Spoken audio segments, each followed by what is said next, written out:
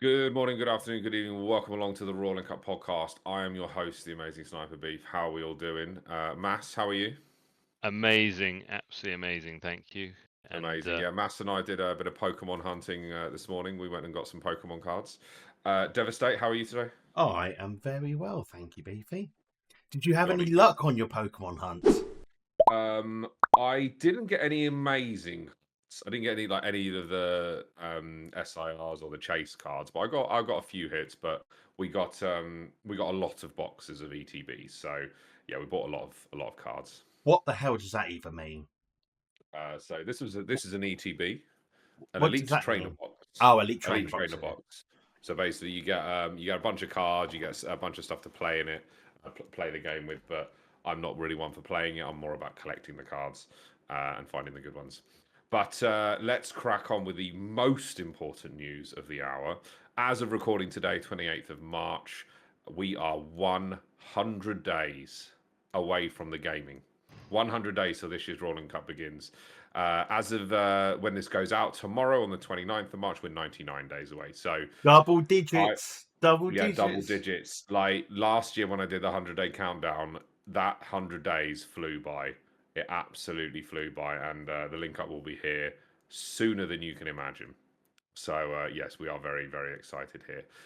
Anyway, let's crack on. Let me give you a quick rundown of what we're going to talk about today. So we're going to talk about some Tencent. Actually, we're going to talk loads about Ubisoft, our favourite topic on this channel. A bit of Golf with Your Friends 2, Indiana Jones, a bit of Sins of Solar Empire, and Mass is going to round us out with a game that we're potentially going to be playing at the link up. Right, so Devastate, we're going to crack on and we're going to talk around our favourite topic of the hour on this channel, Ubisoft, and Tencent have put their hand in their pockets to buy a little bit of Ubisoft, haven't they? Yeah. So we've spoken at great length on this podcast over the months about the downward spiral that they've been going on, and with the financial trouble they had, the drop in their share price. So we thought it would be only a matter of time before either the company went completely out or someone comes in and makes a major acquisition. Um, and so what's happened this week that Tencent, the massive conglomerate in from China, they own multiple different business holdings, own multiple different technology sectors, but they have come in. They've invested just over $1 billion for 25% stake in a newly formed subsidiary. Packaged into this subsidiary is the IP for Assassin's Creed, Far Cry, and Tom Clancy's Rainbow Six. Three Um, biggest IPs within the Ubisoft umbrella, so it's almost like they're just getting rid of the good stuff. yeah, so me with my sort of knowledgeable hat on in terms of business, it feels that it's just a purchase of IP, really. And just to add in that Tencent also owns 40% of Epic Games. It owns Riot Games, so League of Legends. It also owns the Roblox development studio, who are obviously all of those studios are making a lot of money, all doing particularly well. So it wouldn't surprise me if that they have essentially spent $1 billion to acquire that IP, that they then license that IP to one of the other development studios, Yeah, so that then Ubisoft are not developing those games anymore. It sort of feels that it's going down that road. yeah, Um, yeah, I agree with that. Ubisoft has done terrible. Um, the and they've had to do something before they essentially mess it all up. And then if they keep bringing out games that are worthless, the value of the IP of those games goes down. So it's a good thing for Ubisoft and for Ubisoft investors. I think it's probably a good thing for the gaming industry and a good thing for customers that if Epic Games go, okay, well, we're going to build the new Assassin's Creed game. I don't think that's when that ever comes round. I don't think it's necessarily a bad thing, but it would definitely be a wait and see to see if they can hit it out the park. No, I think it's definitely a good thing for the IP of those three franchises for sure, because I think Ubisoft, as we said, have been in a not a downward spiral, but a downward trend over the last many years, and we've discussed that at length on this podcast. But no, it's very interesting, and we're just gonna go on to the second story here. We're just gonna batter Ubisoft again, because that's what we do. What have they done in the Far East? What have they done in Japan? So they have managed to upset an entire nation. So just to give you a bit of context, Why not? Assassin's Creed came out, and essentially it's doing okay. It had a lot of controversy. They had a black samurai, and it was like, this is a true story, but then it wasn't sure if it was a true story. So it got a lot of controversy. I think probably a little bit unnecessarily. But like ultimately the game's come out. Game's fine. It's what you would expect. It's nothing amazing. There's a lot of those style games out now. And it's fine. But the Japanese people are not happy. So it was Ubisoft were discussed in Parliament. And you don't want to be in the Japanese Parliament with the Prime Minister talking about you. But essentially, in Japan, for those of you who don't know, like sort of the religious and the shrines are a very sacred element, a part of history of Japan. In the Assassin's Creed game, players can go into a shrine and basically destroy it and throw it all around. So, like with that, there's lots of videos started surfacing online of that happening, people getting upset. And then the essentially the culture secretary in Japan basically said, Ubisoft have had this game, this is a cultural heritage issue, etc. And then the Prime Minister spoke on it, and they will be addressing Ubisoft directly. It's not a good look at the end of the day, because ultimately you want Japanese people to also buy your game as well. It's set in Japan. You want Japanese people to buy a game. You don't want to piss them off. So it was left with the Japanese Prime Minister and the culture secretary were going to speak to Ubisoft. So I wouldn't be expecting, if it hasn't happened already, that in very soon there will be a patch that means you can't destroy the sacred shrines in the game. Yeah, you can see that happening very quickly. They got a lot of bad press. It was covered very extensively in Japan. Not good. So yeah, Ubisoft not going in a great direction, but a game which is going in a good direction is Golf with Your Friends 2. Now, we've talked about this on the podcast before. We begged and hoped that it would be launching in time for the Raw Link Up this year, because Golf with Your Friends has been a staple of the Link Up for 10 years. It's probably more than 10 years. Over that, yeah. Yeah, over 10. Was it 2012, 2013? No, we played it. We definitely played it in 2018 for the first. Yeah. We definitely played it in 2018, but I don't think it goes back as far as 2013. No, I don't think it goes back as far as that. It's a very long time, but it's a fantastic game. But Devastate, talk to me about Golf with Your Friends 2. What's the potential timeline looking like? Yeah, so I actually spoke with Team 17, and I basically reached out and say that we're massive supporters of the game. I actually calculated that in the Link Up group how many hours we have spent on Golf with Your Friends, and it's 1,100 hours we have spent as a group playing that game.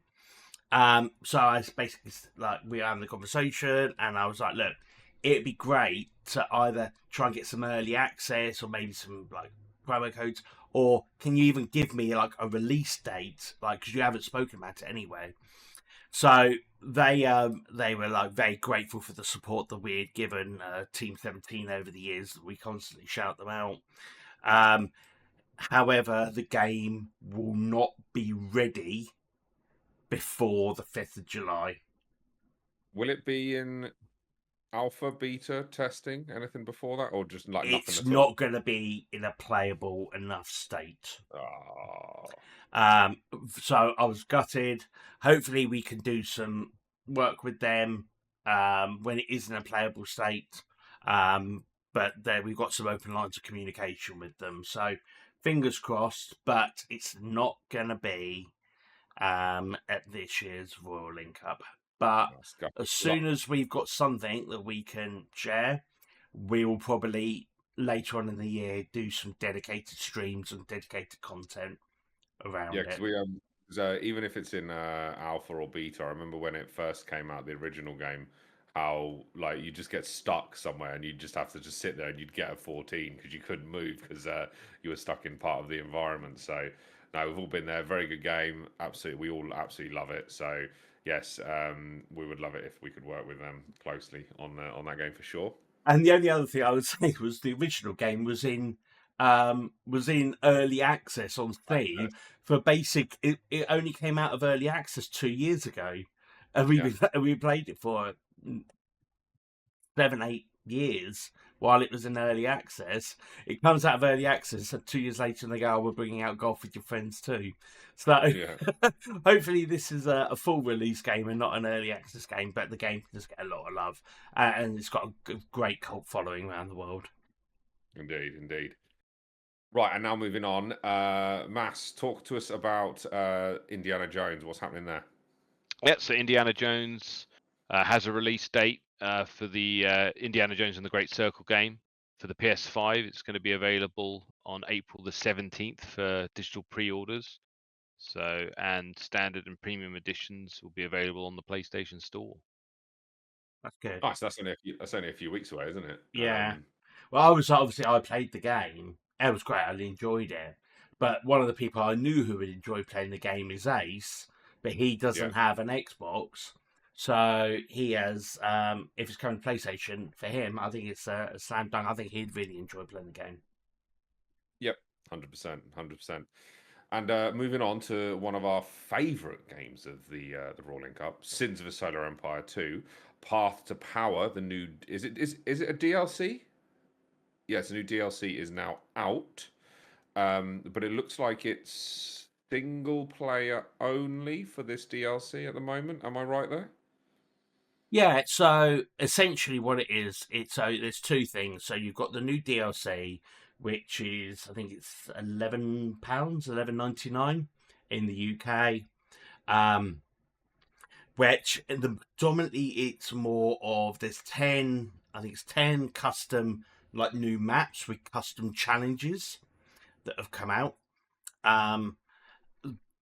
Additional to that DLC is coinciding with the 1.4 general update, which is just changing the population mechanics. There's an actual couple of new units, one for the tech, two for Vasari. There's some new planet types, the 3 new gravity worlds, and they've said, and they put it in bold, huge rebalancing.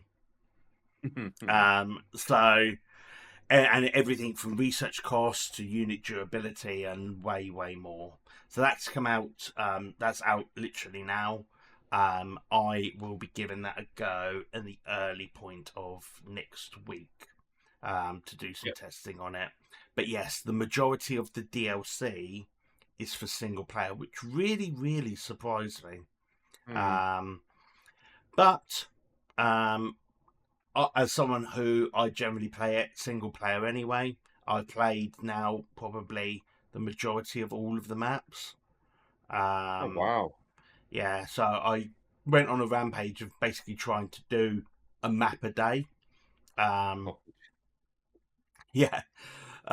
Which is fine. Like, you do the small maps, like the game lasts no time at all. You do the large maps and you're playing a game for 5-6 hours. Yeah, it's some going. But just to extend that as well, there will be another DLC coming down the line, which will be the 4th race.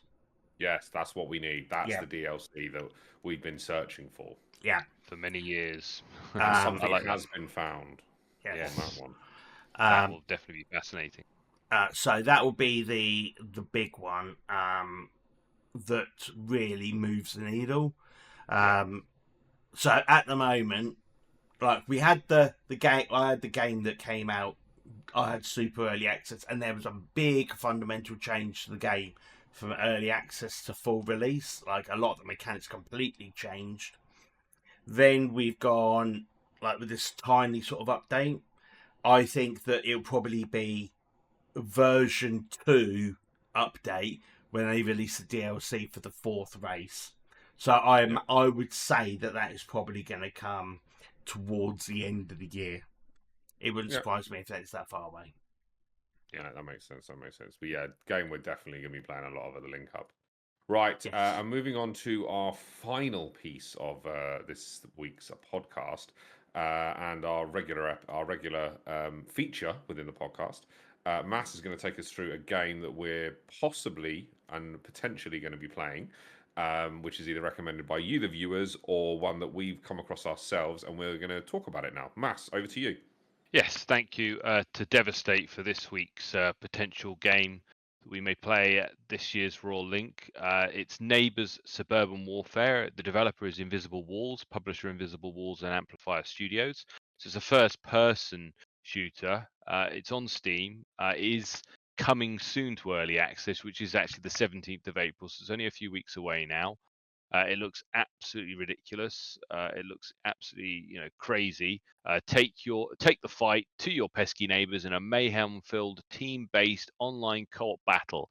Assemble a team of iconic residents, attack your rival's home with crazy items, and deploy devious traps to defend your own. Whose house will survive to rule the neighborhood? So yeah, I mean, And remind me again, Mass, what's it called? Neighbors Suburban Warfare. Neighbours with it's OR at the end, not like There we go. That's because I was searching for it and I was like, right, I'm not finding it. But yeah, I saw the game. It was showcased during, I think, is it the spring gaming showcase, and I saw that. I thought, oh, that'd be such a great link-up game to play. This looks insane. Yeah, I think this is going to have some longevity because we have, as we've said, we've had games which have, I suppose, a bit gimmicky maybe, and they're a little bit short on sort of depth, whereas this looks it's got a bit more meat on the bone, and I think we could see ourselves playing this for a much longer period of time. It doesn't just look too gimmicky. There's a bit more going on here. Yeah, there's lots of different things that you can be doing to one another. So it's and it looks like a great take, or a really different spin on sort of a lot of the first persons perhaps we've played in the past. So yeah, I'm looking forward to. It looked like it had a little bit of a Team Fortress 2 vibe about it. Yeah, in terms of like the graphical style and cartoony style, yeah, definitely. So yeah, that's definitely on the cards. I'm up for this. So no, honestly, that looks like a really, really good. I mean, I'm guessing like you have to almost like defend your own home, to a certain degree, and then you've also got others trying to get into it. So I think that's going to tick a lot of boxes for us at the link up for sure. But no, that looks a good. That looks a good one even. Right, I think that's the end of this week's podcast. Nice and succinct this week. I hope you all enjoyed it. As I said at the top of the hour, we are 100 days away, or when you're watching this, 99 days away from the gaming. The 5th of July is when the link up will be cracking on, and that's when the opening ceremony happens. So make sure you stay tuned on all of our social media channels. Love it if you would drop a like and a subscribe if you're watching or listening to this over on YouTube. And any comments you've got on what we've talked about today or what you'd like to hear, drop in the comments below. We're always happy to hear what you'd like us to either talk about or what we have talked about. Have I missed anything, gentlemen? Yeah, it's just again. Go on, Mass.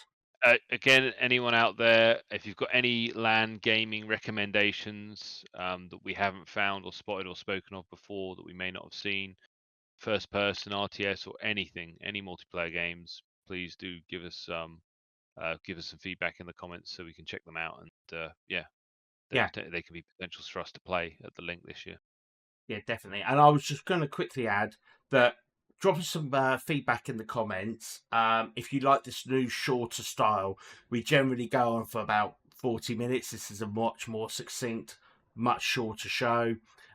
It's also welcome along to our TikTok viewers for the very first time for the podcast. So, yeah, if you like the content, please give us a follow and drop us a comment on what you think of the format of the show. And we're going to try and obviously keep a lot more content we're in double digits now to the opening ceremony. We're probably going to bring you a lot more content. So what else do you want from us? We've got some gaming stuff planned over the next few weeks about gaming content that we're going to bring you. But I think that, anything else that we haven't thought about, anything you'd recommend, please, let us know. Indeed. Thank you for all that. Thank you all for listening. We really appreciate you being here as always. We will see you next time. I've been the Amazing Sniper Beef. I've been Devastate. And I've been Massinivri. Tofu. Catch you later, peeps. Goodbye.